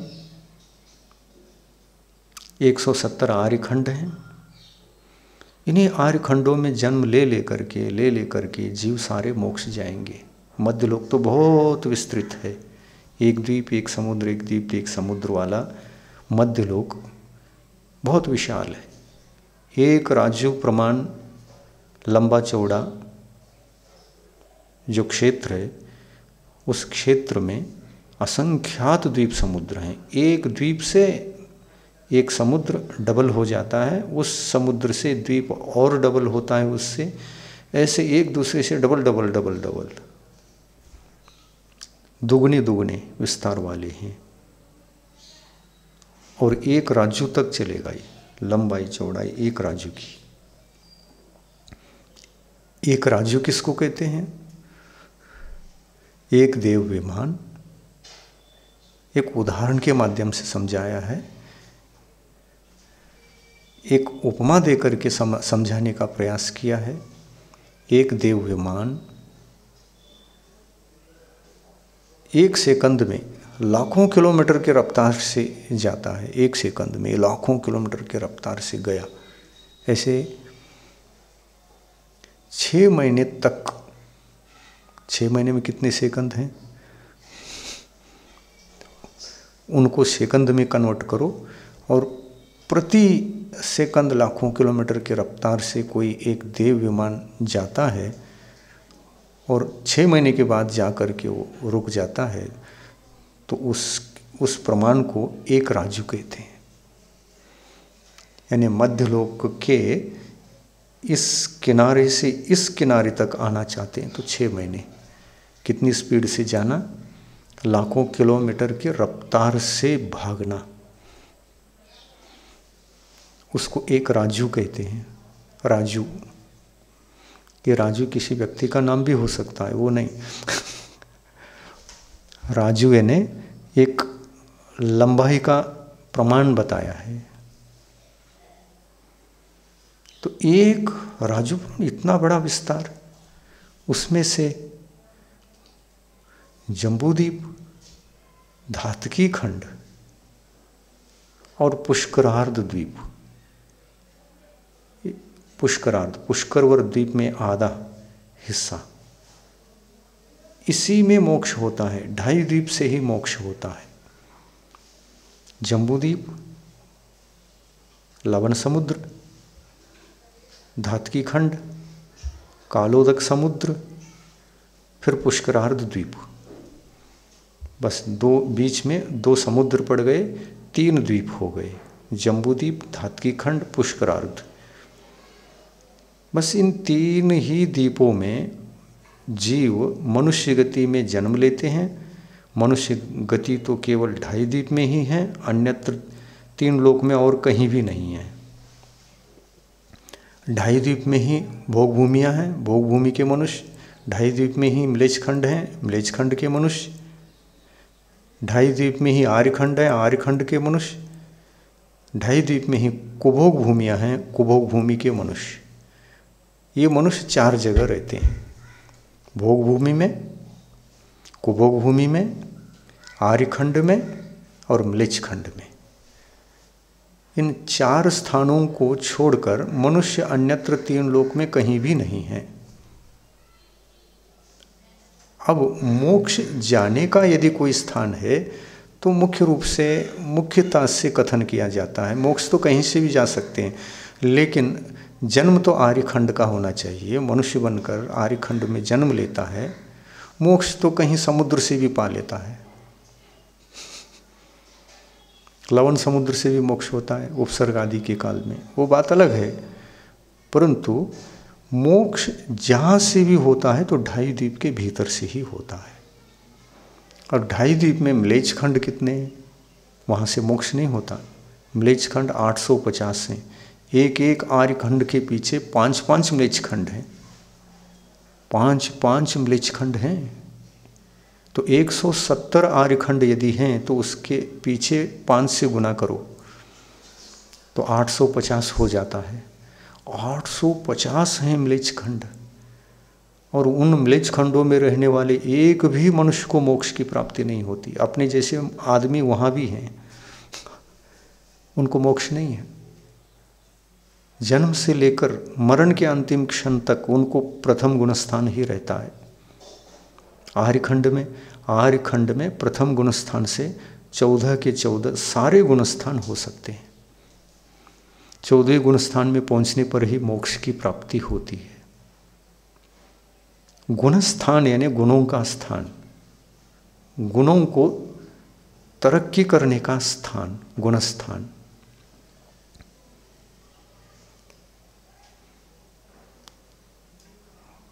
जब तक गुणस्थान है तब तक दोष स्थान भी रहेंगे। गुण और दोष दोनों एक साथ चलते हैं, पर दोषों की मात्रा जैसे जैसे कम कर देता है जीव, गुणों की मात्रा बढ़ती जाती है। तो दोष कम होते जाते हैं और गुण बढ़ते चले जाते हैं गुणस्थान में, इसलिए इनको गुणस्थान कहा। और दोष क्या हैं? तो कर्म भी दोष है, शरीर भी दोष है, क्योंकि कर्म और शरीर आत्मा के नहीं हो सकते, लेकिन हैं। आत्मा स्वतंत्र नहीं है, परतंत्र है, देह के परतंत्र है, कर्मों के अधीन है, परतंत्र है। इतना ही नहीं, उन कर्मों में जो परतंत्रता विशेष रूप से होती है मोहनी कर्म के संबंध से, तो मोहनी कर्म के संबंध से तो परतंत्रता यदि है और आत्मा दोषी है मोहनी कर्म के वजह से, तो ये 10वें गुण स्थान तक आत्मा मोहनी कर्म के वजह से दोषी माना जाता है। मोहनी कर्म का संबंध ही 10वें गुण स्थान तक है। 11वां कहो सत्ता में है, इसलिए उसको भी एक ले लेते, 11वें गुण स्थान तक है।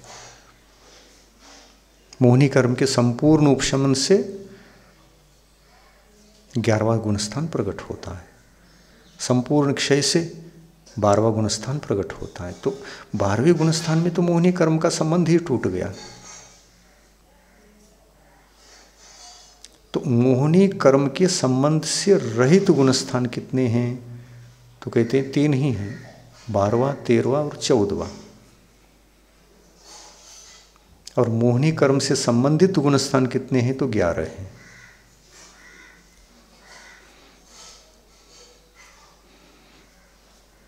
ग्यारह गुणस्थान हैं। तो मोहनी कर्म के वजह से जो दोष पैदा होते हैं वो कौन कौन से हैं, ये बात हम बता रहे थे। देखिए, दोष 5 हैं। मिथ्या तो अविरति, प्रमाद, कषाय और योग। पहले गुण स्थान में अगर जीव है तो पांचों दोष उसके पास है, ये पांचों। चौथे गुण स्थान में आता है तो एक दोष से मुक्त हो जाता है, मिथ्यात्व दोष। तो मिथ्यात्व दोष को हटाने से सम्यक्त्व गुण प्रकट हुआ, इसलिए यह भी गुण स्थान। प्रथम गुण स्थान को भी गुण स्थान कहा, तो वहां पर कोई गुण है क्या? गुण है क्या? लेकिन गुणवान बनने की तैयारी वहीं से चलती है, इसलिए वो भी गुण स्थान है। गुणवान बनने वाले जीव को ही पहला गुण स्थान होता है। अभव की अपेक्षा से मत लेना, भवी जीव की अपेक्षा से लेना। अभवी जीव की अपेक्षा से तो एक ही गुण स्थान का कथन चलता है। भवी जीव की अपेक्षा से गुण स्थानों की चर्चा करें तो 14 गुण स्थानों की चर्चा होती है। ये सिद्धांत की बातें हैं। हाँ, विषय अपना सिद्धांतिक विषय बहुत आगे चला आया। आवश्यक है त्याग धर्म जीवन में। त्याग धर्म दो तरह से होता है, एक बहिरंग त्याग से बहिरंग त्याग धर्म और अंतरंग त्याग से अंतरंग त्याग धर्म। अंतरंग में कषाय कर्मों को त्यागने से अंतरंग धर्म होता है, आत्मधर्म होता है। और बहिरंग में इन्हीं कषाय कर्मों के संपोषक जो निमित्त हैं वो बाह्य परिग्रह हैं। उन्हीं बाह्य परिग्रहों के निमित्त से जीव रागादि भावों को करता हुआ कर्मों का बंध करता है, और इन कर्मों के बंध से छुटकारा पाने के लिए ही बाह्य त्याग भी किया जाता है।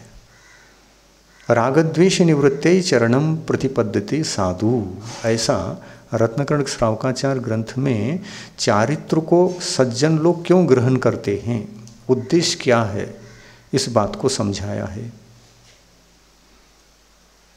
चारित्र धर्म, बाह्य चारित्र धर्म को क्यों ग्रहण करना चाहिए? तो कहते हैं राग द्वेष आदि परिणामों से मुक्त होने के उद्देश्य पूर्वक बहिरंग चारित्र धर्म को स्वीकार करना चाहिए। तो बहिरंग चारित्र क्या है? तो 10 परिग्रह को कम करना।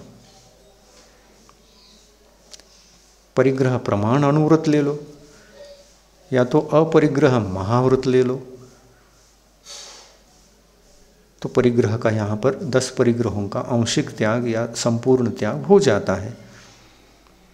तो बहिरंग परिग्रह को कम करेंगे या सर्वथा त्याग करेंगे तो जितना त्यागा वह धर्म प्रकट हो गया। देश संयत गुणस्थान में देश संयत धर्म प्रकट हो गया, और छठे सप्तम गुण स्थान में क्षायोपशमिक चारित्र सकल चारित्र प्रकट हो गया। सकल पापों को छोड़ने से सकल चारित्र प्रकट हो गया। ये दोनों ही बाह्य चारित्र हैं।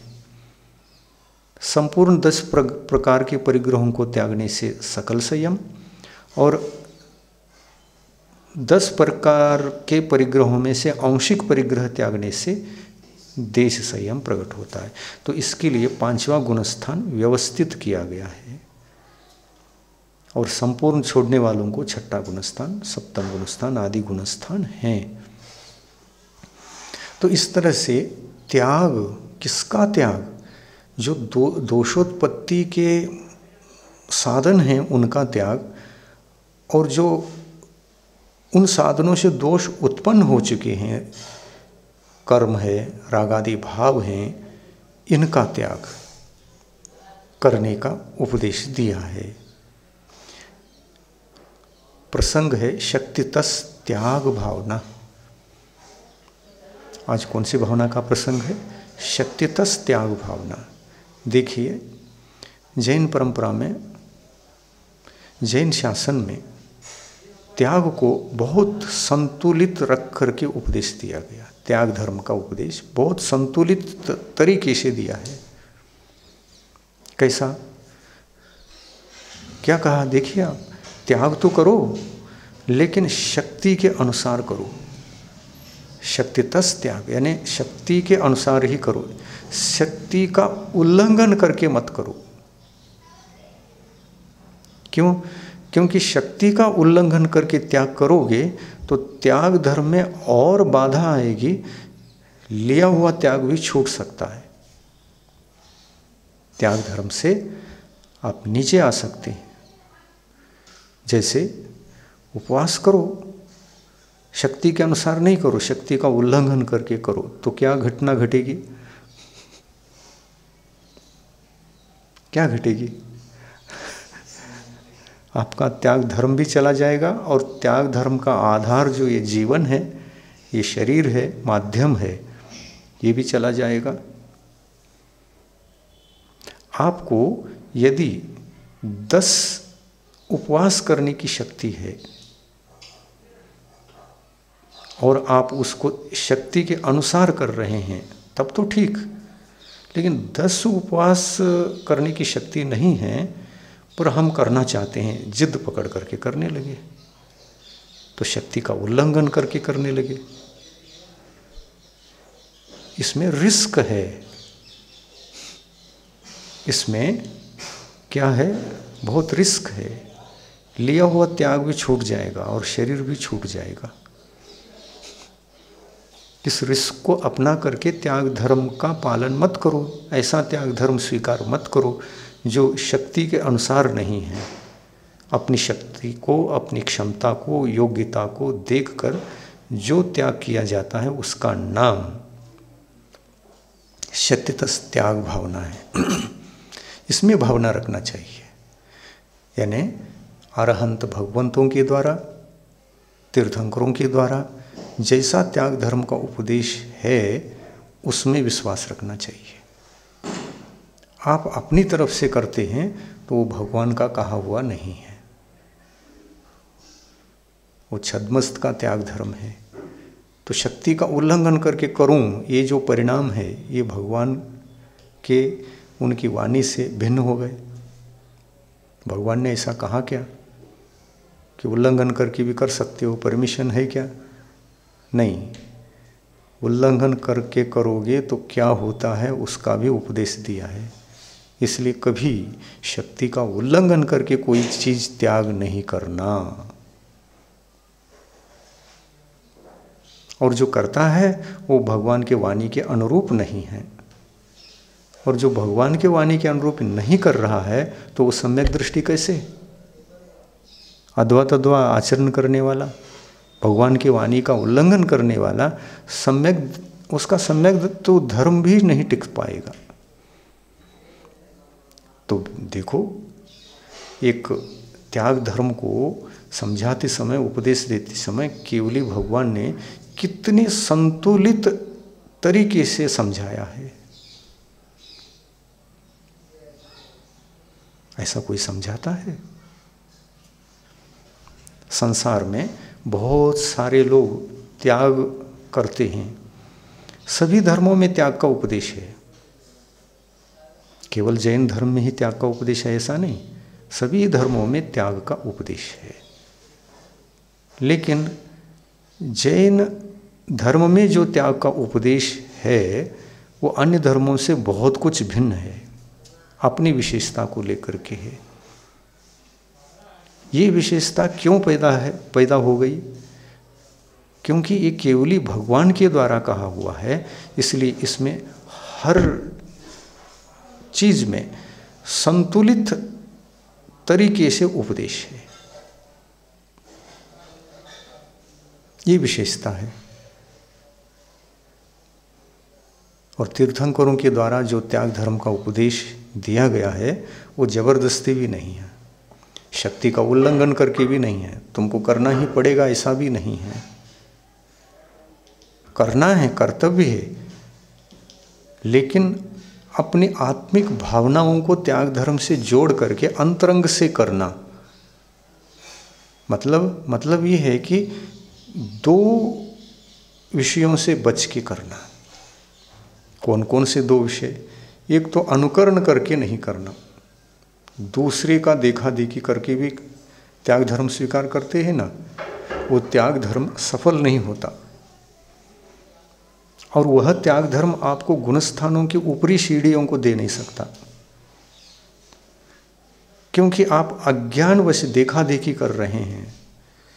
हम इसको क्यों स्वीकार कर रहे हैं उसको समझ करके स्वीकार नहीं किया त्याग को। भगवान की वाणी को पढ़ करके वाणी के अनुरूप त्याग धर्म को स्वीकार नहीं किया, आत्म कल्याण के लिए स्वीकार नहीं किया, देखा देखी दूसरा कर रहा है इसलिए मैं भी करूं, इस भावना से किया, तो वह त्याग धर्म भी मोक्ष मार्ग में कार्यकारी नहीं है, संवर और निर्जरा का कारण नहीं बनता। इससे बचना चाहिए। कहा अनुकरण से बच करके त्याग धर्म को स्वीकार करो। एक बात ये कही।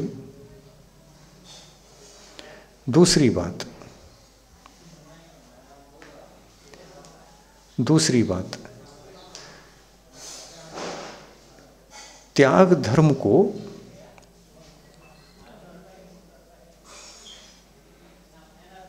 आवश्यक अनावश्यक समझते हुए स्वीकार करो।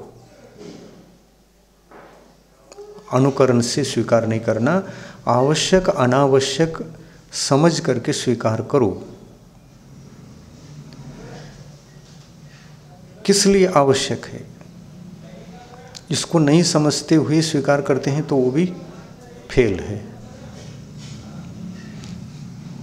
तो इस तरह से भगवान के द्वारा बताए गए धर्म को हम पहले समझें और उसमें जैसा जितना कहा है उतना ही करें, ये आवश्यक होता है। तो जैन शासन में, जैन धर्म की परंपरा में जो तीर्थंकरों ने त्याग धर्म का उपदेश दिया है, ये त्याग धर्म उनके जीवन में भी था और वह बहुत विवेकपूर्ण था, ज्ञानपूर्ण था, समझदारी के साथ था। और उन्होंने जो जिस चारित्र का पालन किया था उसी का उन्होंने उपदेश दिया है।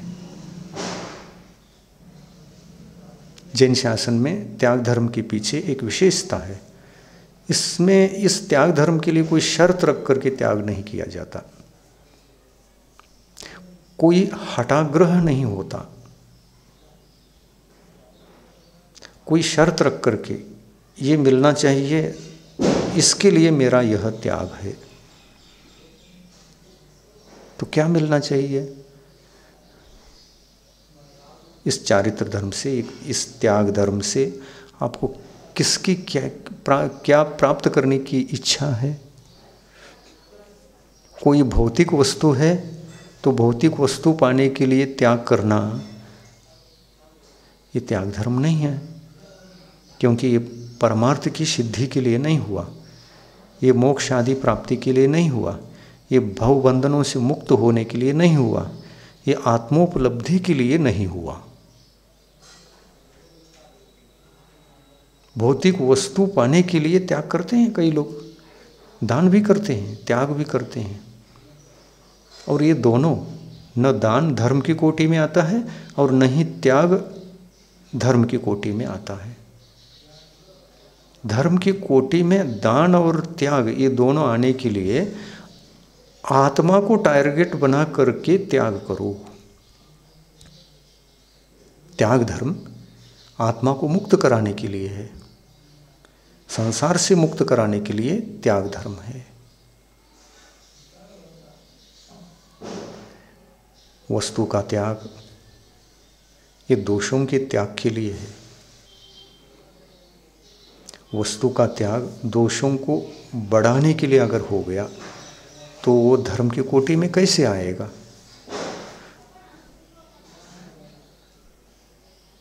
जो आत्मा को टारगेट बना करके होता है, आत्मा को भवबंधन से मुक्त कराना है, इसके लिए हम त्याग को स्वीकार कर रहे हैं, तो इसमें दोष दूर होते हैं और गुण उपलब्ध होते हैं। आत्मा के लिए त्याग धर्म स्वीकार करो। आत्मा के लिए का मतलब आत्मा को भवबंधन से, दोषों से मुक्त कराने के लिए।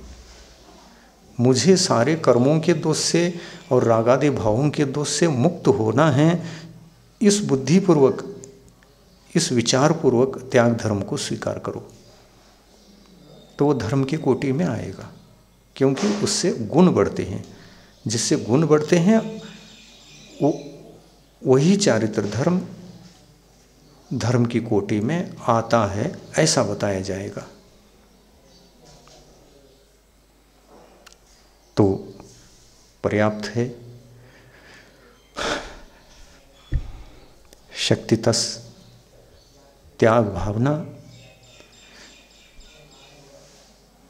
उसके पीछे शर्त नहीं चलता, भौतिक स्वार्थ नहीं चलते।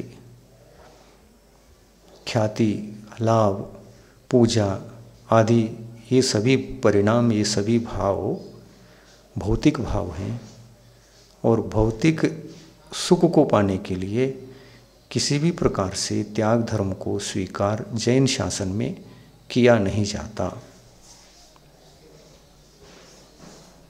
सबसे बच करके, कोई लाभ की अपेक्षा नहीं, भौतिक लाभ, भौतिक वस्तुओं का लाभ।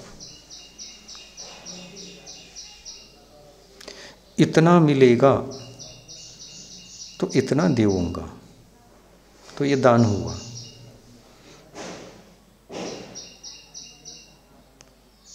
₹100 दे रहा हूं और 300 रुपया मिलना चाहिए। रुपए देकर और रुपए की उपलब्धि की ही भावना रखेंगे तो वो दान धर्म की कोटि में आएगा क्या? नहीं, धर्म के कोटि में क्यों नहीं आता? क्योंकि उस दान से कर्म का आश्रय और बंध ही हो रहा है। विषयों का त्याग विषयों को पाने के लिए हो रहा है ना, इसलिए कर्म का आश्रय और बंध ही हो रहा है। धर्म ऐसा नहीं, जिस दान से धर्म होता है वह दान कर्मों का संवर और निर्जरा कराता है। और जो दान कर्मों के संवर में कारण बने, निर्जरा में कारण बने, बाहरी दृष्टि, बाह्य दृष्टि, विषय कषायों को उपलब्ध हो करने की दृष्टि न रहे, तो ही धर्म है। और है तो वो धर्म नहीं है, अधर्म है। दान भी अधर्म है। जो भौतिक सुखों की उपलब्धि के लिए किया जाता है वो दान अधर्म है, और वह दान धर्म है। मेरे जीवन का पाप कर्म कम हो, कर्मों की निर्जरा हो, पाप कर्मों की निर्जरा हो, पुण्य में भी इच्छा नहीं करता हो, पुण्य का फल मिले ये कोई दृष्टि नहीं रहती, क्योंकि पुण्य और पुण्य का फल भौतिक है, इसमें भी इच्छा नहीं रहती। इच्छा रहती है संवर और निर्जरा हो, आत्मा की पवित्रता बढ़े, और देऊंगा तो आत्मा की पवित्रता बढ़ेगी, मेरे जीवन का पाप कम होगा। इतनी दान राशि मेरी जा रही है, तो ये दान तो, ये वस्तु तो पाप का कारण है। और धर्म के उपकार के लिए किसी को देता हूँ और उससे उसका धर्म चलता है, तो ये अच्छी बात है। तो धर्म को बढ़ाने के लिए, धर्म तीर्थ को बढ़ाने के लिए, धर्मात्माओं को जब दाता दान देता है और अपने आत्म दोषों से मुक्त होने के लिए देता है, कर्मों के संवर और निर्जरा के लिए देता है, तो वह दान धर्म की कोटि में आ जाता है। तो त्याग और धर्म में इतना जरूर अंतर है। दान एक देश दिया जाता है उपलब्ध वस्तु में से, और त्याग संपूर्ण किया जाता है, वो दान नहीं है। त्याग तो त्याग है। त्याग यानी विसर्जित करना, संपूर्णता को विसर्जित करना, और शर्त के बिना विसर्जित करना। कोई भौतिक स्वार्थ नहीं, शर्त नहीं। क्यों विसर्जित कर रहे हैं? क्यों त्याग धर्म अपना रहे हैं? तो आत्मोपलब्धि के लिए। आत्मोपलब्धि किसमें है? मोक्ष प्राप्ति में। आत्मा को मोक्ष दिलाना है, उसके लिए हम त्याग कर रहे हैं। तो त्यागी ये नहीं देखता कि मैं क्या छोड़ रहा हूँ, कितना छोड़ रहा हूँ, उनको छोड़ने से मतलब है। तो सर्वस्व का त्याग करता है, संपूर्णता का त्याग करता है। त्याग के लक्ष्य में दान का कोई संबंध नहीं, और दान देने का लक्ष्य रखता है तो वहाँ पर त्याग धर्म नहीं रहता, वहाँ दान धर्म रहता है। दान विद्यमान वस्तुओं से एक देश दिया जाता है। त्याग और दान दोनों ही शक्ति के अनुसार करें, ऐसा कहा है। जैन शासन में एक विशेषता है, दान कितना देना चाहिए? तो कहते हैं आपके पास विद्यमान वस्तु में से कम 10% तो देना ही चाहिए। 100 रुपये आपके पास है तो 10 रुपये दान में जाना चाहिए। क्यों जाना चाहिए? इसमें आत्मा का कल्याण है, इसमें धर्म भी सुरक्षित रहेगा और आपका संसार भी चलेगा। केवल संसार को ही चलाना और धर्म को उपेक्षा करना, ये मानवीय जीवन नहीं है। धर्ममय मानवीय जीवन अलग ही हुआ करता है। मानव जीवन में यदि मानवीय जीवन है, सांसारिक जीवन भी है और उसके साथ धर्म भी जुड़ जाता है तो सोने में सुहाग होता है। सोना है, उसमें सुगंध आ जाए, सुगंध भी, सोना भी सुगंध है, तो कितना अद्भुत होगा। ऐसा मानव जीवन हर कोई जी सकता है, लेकिन मानव होकर उसके साथ आत्म कल्याण की भावना रखते हुए आत्मा को संसार से मुक्त करने का टारगेट बनाकर ऐसे दान को, जो धर्म की कोटि में आता है, ऐसे दान को अपने जीवन में स्वीकार करता है तो आत्मा का भी कल्याण होता है और संसार का जीवन भी आपका चलता है। तो गृहस्थ जीवन में दान प्रधान है, त्याग नहीं, और मुनि जीवन में त्याग प्रधान है, दान नहीं।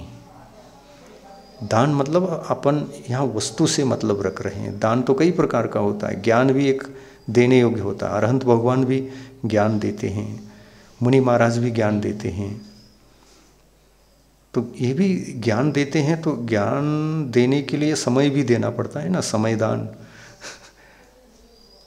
समयदान, ज्ञान देने के लिए समयदान देना पड़ता है। तो मुनिराज देते हैं आपको, घंटे 2-2 घंटे उपदेश करते हैं, तो फिर 2 घंटे का समयदान देना, ये उनकी महानता है। क्यों? समय है, उसका सदुपयोग कर रहे हैं, तो शक्ति के अनुसार दे रहे हैं, शक्ति का उल्लंघन करके तो नहीं दे रहे हैं। हमको 2 घंटे बोलने की शक्ति है तो 2 घंटे बोल रहे हैं, 3 घंटे तो नहीं बोल रहे हैं ना। 3 घंटे बोलने की शक्ति है तो 3 घंटे बोल रहे हैं, हम दिन भर नहीं बोल रहे हैं ना। दिन भर बोलने की शक्ति है तो दिन भर ही बोल रहे हैं, कंटिन्यूटी तो नहीं रख रहे हैं ना। बोलना ही बोलना। शक्ति के अनुसार दान होता है, शक्ति के अनुसार त्याग होता है। यही त्याग, शक्तितस त्याग भावना है। शक्तितस त्याग भावना से जो चलता है वो जिनेंद्र भगवान के वाणी से चलता है, और इसमें कुछ कमी आती है तो वह व्यक्तिगत बात होती है, वो जिनेंद्र भगवान की वाणी से अलग हो जाता है।